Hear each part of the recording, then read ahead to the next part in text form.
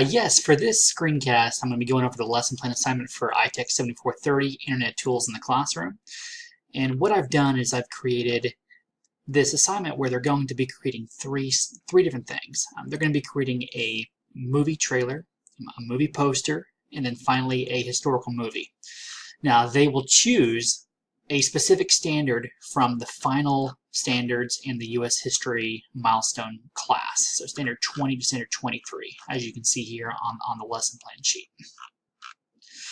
Once they get together and choose that, then they can go ahead and start working on the project. Here I have the reading standards and the writing standards for social studies. And then I also have the ISTE standards that most correlate with this assignment. Standard 1, 3, and 6, the empowered learner, knowledge constructor, and creative communicator. So this is going to take not 1 week, not 2 weeks, but this is going to be something that will take about 3 to 4 weeks to complete. And this is the summative assessment for the student. This is after we have already covered the material and they're coming in and they are proving that they understand what is going on. They have the knowledge to demonstrate mastery of this standard. So in order for them to create this, we're going to be using Glogster, Animoto, and iMovie.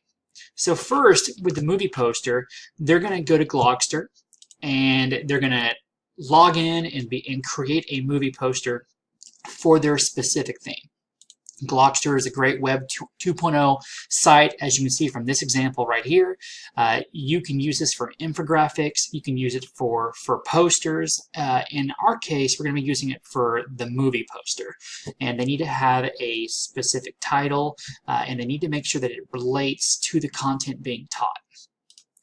To assess them on this poster, I have created a rubric for each part of the project. So here is the movie poster rubric.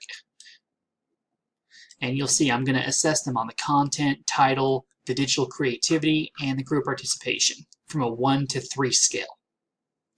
Then they will move on to the movie trailer part of this. And I have a second rubric for the movie trailer. They're going to be graded similar to the poster, except for the length will be added to the trailer part. For the trailer, they're going to use Animoto. And keep in mind, with all of these digital tools that I'm asking the students to do, I am still going to be open to letting them use a different tool if they want to. They're not necessarily locked into Animoto or Glogster. That's just giving them a basic foundation from which they can work.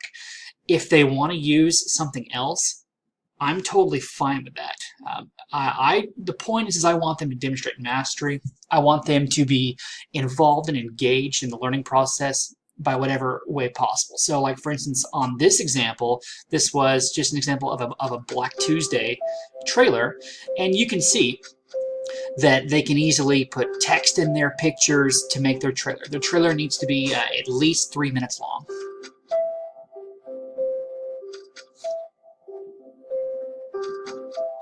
Okay. And then finally, the last part of the project is going to be creating the movie. And the movie is the big chunk of this whole deal. They have to create a 10-minute movie and also a script that goes along with that movie. To create the movies, I'm going to be using iMovie. Each student in my classroom will be given MacBooks, and on those MacBooks they will be able to record, they'll be able to edit, they'll be able to type collaboratively with their scripts. We will be working on this, like I said, for several weeks. So this will be something that they will be doing in class when they come into my classroom. The classroom will be set up with stations, and they will be able to work collaboratively together. Finally, after they finish the movie, the very last thing they're going to do is they're going to embed their trailer, their poster, their movie to YouTube and to the class wiki. And then we'll have the final presentations where the group will get up and they will present to the class. We're going to have popcorn and we're going to watch. Now, something that I do with all my group projects is I have my students do a peer review. And each group will be given this peer review. They'll be grading their peers on positive attitude, fair share of work, communication, how they worked, and how they contributed to the group. As far as resources go, I have tutorials for each of these major Web 2.0 tools that the students are going to be using. And then I've gone ahead and I've written out the management and the plan and the instructional strategies here as well. Now, as far as differentiating the project, there's a lot of ways I'm going to do this. Number one, like I said earlier, students are going to be allowed to use other tools if they would like to. For gifted students, they're going to need to add visual and audio sound effects to the movie and to the trailer.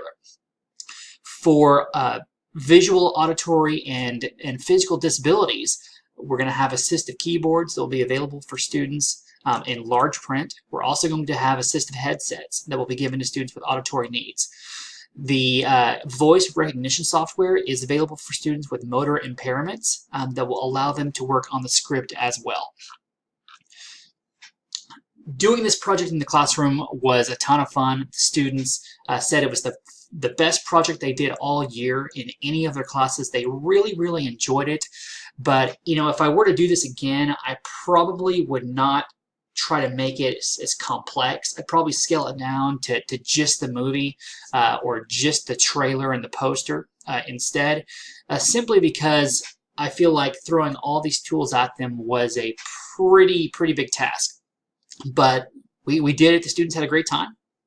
And I suggest trying this out in your classroom. If you're teaching social studies or really any content, getting the students to act is a way to get them really engaged in the process.